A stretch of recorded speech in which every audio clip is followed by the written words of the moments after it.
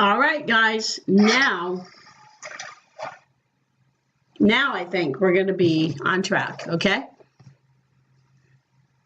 Day 251 of the Daily Bible Reading with Linda Weber, 1 Samuel 15, Psalm 70, and Revelation chapter 13, okay? So if you have problems, let me know. If it's lagging or anything on your end, let me know. I do know the cat was trying to climb across everything and I wouldn't let her. So now she's mad at me, but she'll get over it. You know, she walks across my laptop.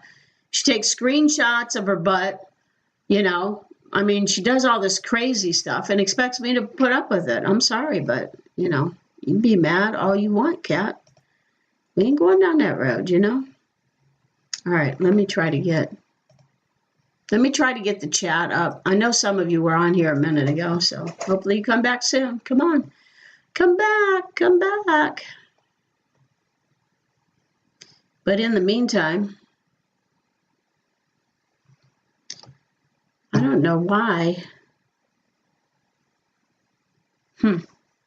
Okay. I was just wondering something. Why does that have a mute on it? Let me see if that makes a difference, guys. Why? Oh, okay. So I can't hear my own self. Okay, that makes sense. All right, anyway, let's try this again, okay?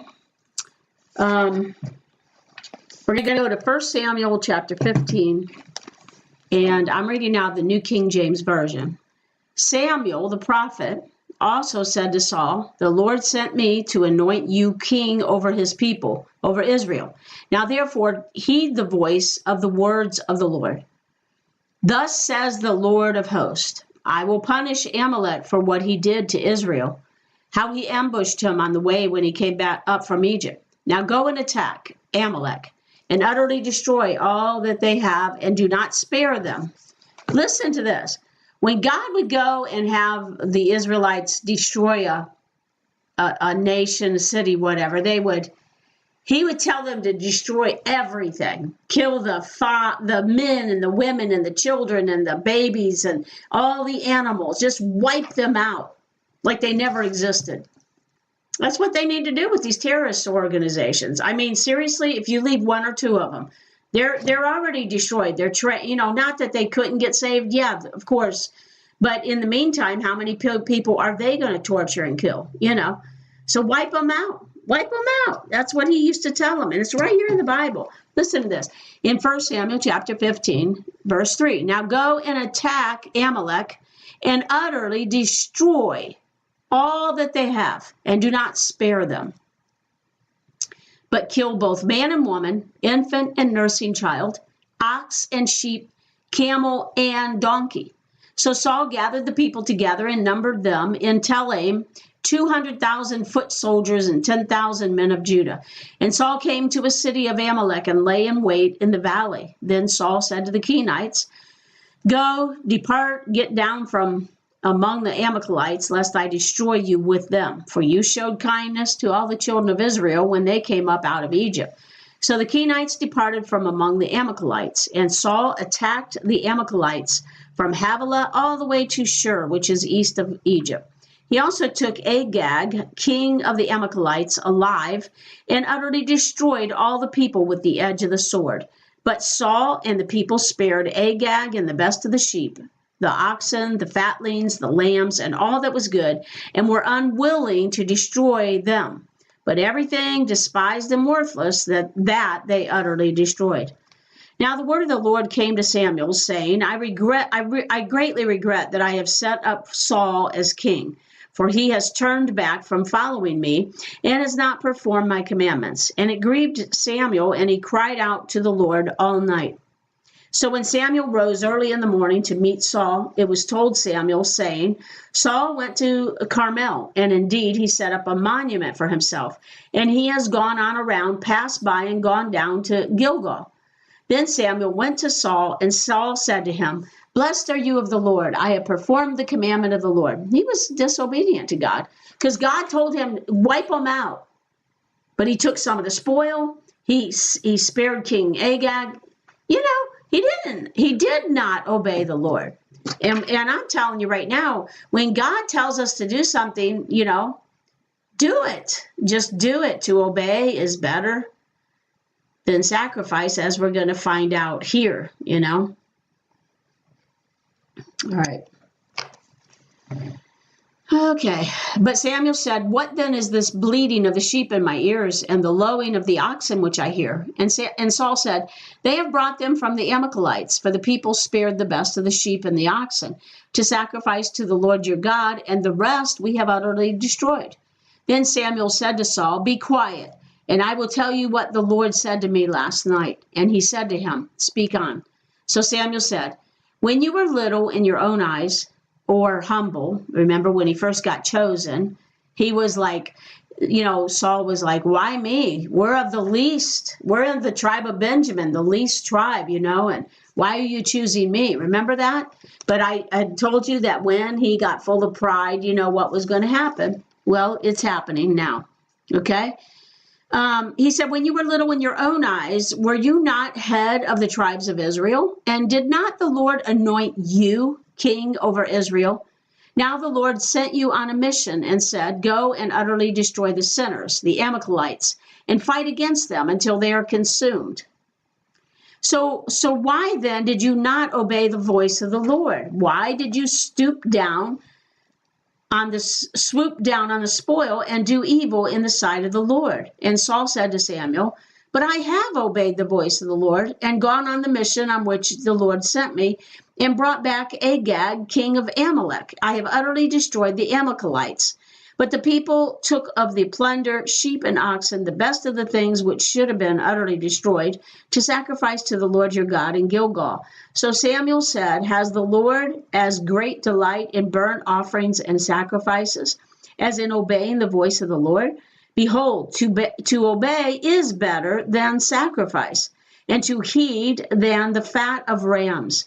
For rebellion is as the sin of witchcraft, and stubbornness is as iniquity and idolatry. Because you have rejected the word of the Lord, he also has rejected you from being king." Then Saul said to Samuel, "I have sinned, for I have transgressed the commandment of the Lord and your words, because I feared the people and obeyed their voice." Now he's trying to blame it on the people. "Now, therefore, please pardon my sin and return with me that I may worship the Lord." So he just thought he'd ask for forgiveness and, it'd be okay. But it's not going to happen that way. But Samuel said to Saul, "I will not return with you, for you have rejected the word of the Lord. And the king has rejected you, or the Lord has rejected you from being king over Israel." And as Samuel turned around to go away, Saul seized the edge of his robe and it tore.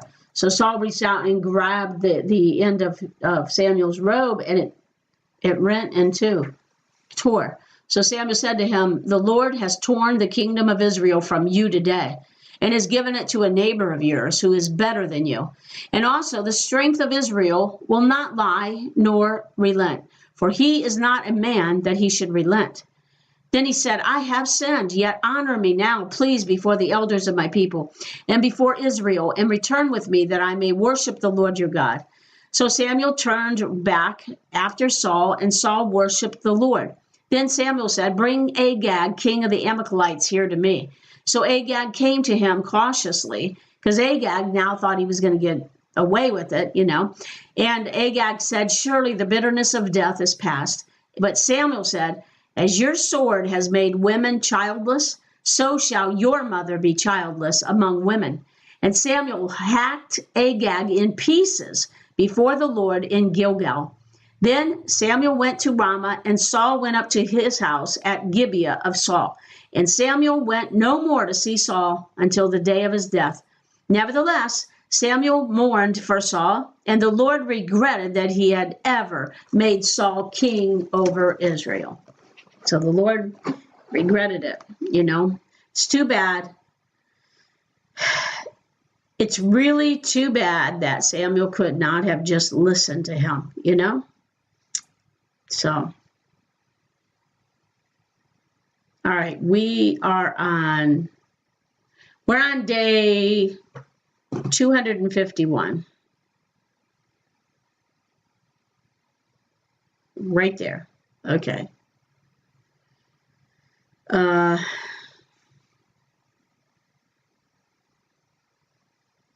Okay. Sorry, guys, because I'm telling you, I've been having one heck of a time. One heck of a time with this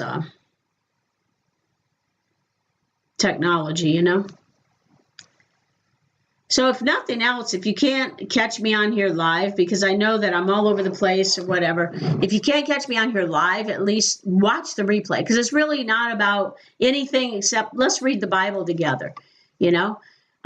Today is day 251. I've been on here for 251 days reading the Bible. And like I said before, even if nobody ever watched, I'm going to be faithful to God, because God impressed upon me to read, to read the Bible, because people were not reading his word like they should. So I'm going to go ahead and read it, whether anybody else watches it or not. But anyway, it's out there. There's 251 videos out there, and you can read along, and we're going to read the Bible all the way through.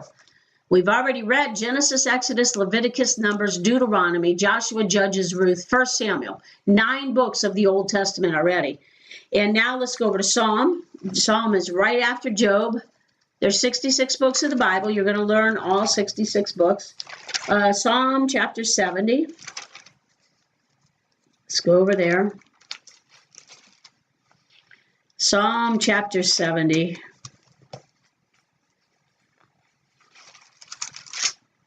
All right. Make haste, O God, to deliver me. Make haste to help me, O Lord. Let them be ashamed and confounded who seek my life. Let them be turned back and confused who desire my hurt. Let them be turned back because of their shame, who say, Aha, aha.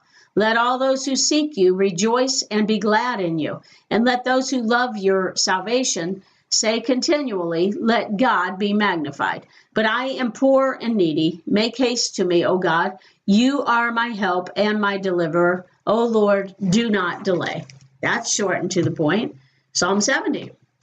Now let's go over to Revelation. I don't know if anybody's on here. I don't see it if you are. But if you want to say something in the chat, then I'll know. But otherwise, I think we're doing okay. All right, Revelation chapter 13. Remember, anything after chapter 4 and on, 4 through 22 is after the rapture of the church. After the rapture of the church. Okay, good. All right. Okay.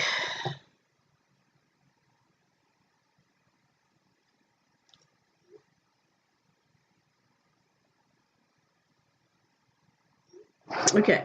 All right, let's go to Revelation chapter 13. Then we'll be done. Then I stood on the sand of the sea, and I saw a beast, which this would be the Antichrist, rising up out of the sea, having 7 heads and 10 horns. And on his horns 10 crowns, and on his heads a blasphemous name. Now the Antichrist is going to take over the earth in this chapter, okay? Now the beast, or the Antichrist, which I saw was like a leopard. His feet were like the feet of a bear, and his mouth like the mouth of a lion. The dragon, Satan, gave him his power, his throne, and great authority. And I saw one of his heads as if it had been mortally wounded, and his deadly wound was healed.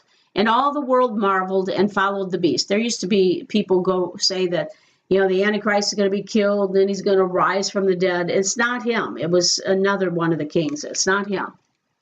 So they worshiped the dragon, Satan, who gave authority to the beast, and they worshiped the beast, saying, who is like the beast? Who is able to make war with him? And he was given a mouth speaking great things and blasphemies, and he was given authority to continue for 42 months. Then he opened his mouth in blasphemy against God, to blaspheme his name, his tabernacle, and those who dwell in heaven. It was granted to him to make war with the saints and to overcome them. And authority was given him over every tribe, tongue, and nation. All who dwell on the earth will worship him, whose names and authority was given, Then he opened his mouth to in blasphemy against God, to blaspheme his name, his tabernacle, and those who dwell in heaven. It was granted to him to make war with the saints and to overcome them, and authority was given him over every tribe, tongue, and nation. All who dwell on the earth will worship him, whose names have not been written in the book of life of the Lamb slain from the foundation of the world. If anyone has an ear, let him hear. He who leads into captivity shall go into captivity. He who kills with the sword must be killed with the sword. Here is the patience and the faith of the saints. Then I saw another beast, this would be the false prophet, coming up out of the earth, and the other one came of the sea, this one came out of the earth, and he had 2 horns like a lamb and spoke like a dragon. And he exercises all the authority of the first beast in his presence, and causes the earth and those who dwell in it to worship the first beast, whose deadly wound was healed. He performs great signs, so that he even makes fire come down from heaven on the earth in the sight of men. And he deceives those who dwell on the earth by those signs which he was granted to do in the sight of the beast, telling those who dwell on the earth to make an image to the beast who was wounded by the sword and lived. He was granted power to give breath to the image of the beast, that the image of the beast should both speak and cause as many as would not worship the image of the beast to be killed. He causes all, both small and great, rich and poor, free and slave, to receive a mark on their right hand or on their foreheads, and no one may buy or sell except one who has the mark or the name of the beast, or the number of his name. Here is wisdom. Let him who has understanding calculate the number of the beast, for it is the number of a man. His number is 666. It's a world system. And the way people acted with COVID, my God, people better be getting on fire for God, because the way they all fell for, ran and rolled their sleeves up, they were all scared to death, You start messing with people's stomach, that's a problem.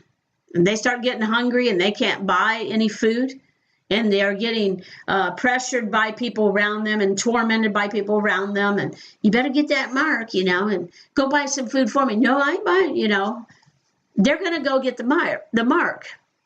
You cannot wait until times are hard to get faith. So people need to get on fire for God, and don't wait until times are hard to do that. I would not suggest that. Okay, guys, well, that was day 251 of the daily Bible reading, and I'm going to go ahead and get off of here. So have a good day, good rest of your evening, and I'll see you on here tomorrow with day 252. So God bless you. I'll see you then.